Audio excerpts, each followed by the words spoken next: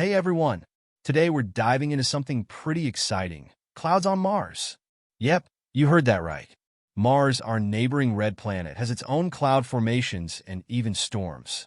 And thanks to a brand new tool, scientists are able to explore these formations like never before. So, what's this tool all about? The German Aerospace Center, DLR, in Berlin has put together a browsable database called the Mars Cloud Atlas, which holds 20 years of images of Martian clouds and storms. These images have been collected by a camera aboard the European Space Agency's ESA Mars Express spacecraft, which has been orbiting Mars since 2005. The cool part? This database is now public. Yep, anyone can check out this incredible cloud atlas and see these striking formations for themselves. Now, I know what you're thinking. How does a planet with such a thin atmosphere of clouds? Well, while Mars doesn't have an atmosphere like Earth, it's still able to form clouds and even dust storms. These clouds are made up of water and carbon dioxide ice crystals, along with dust particles.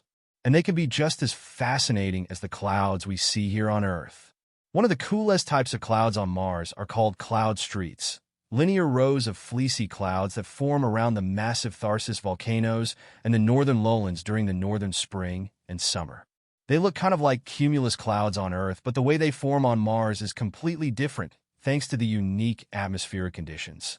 And it's not just clouds that are making headlines on Mars. Dust plays a massive role in the planet's atmosphere, too. You've got these huge dust storms that can stretch for hundreds of kilometers. Imagine that. And around the North Pole of Mars, scientists have spotted spiral dust storms and cyclone systems that roll through every year. Another fun fact: Mars has rippling gravity clouds, which are waves that ripple through the atmosphere. These are pretty common on both Earth and Mars, and you'll often find them near mountains or other large obstacles. So, what's the big deal with all this? Well, studying these Martian clouds and storms helps scientists understand how Mars' atmosphere works, which also gives us clues about how climates work on other planets, including our own Earth. And guess what? Since the Mars Express mission has been extended until at least 2026, the Mars Cloud Atlas will keep growing, allowing scientists to continue uncovering new insights about the Martian atmosphere. That's all for today's update.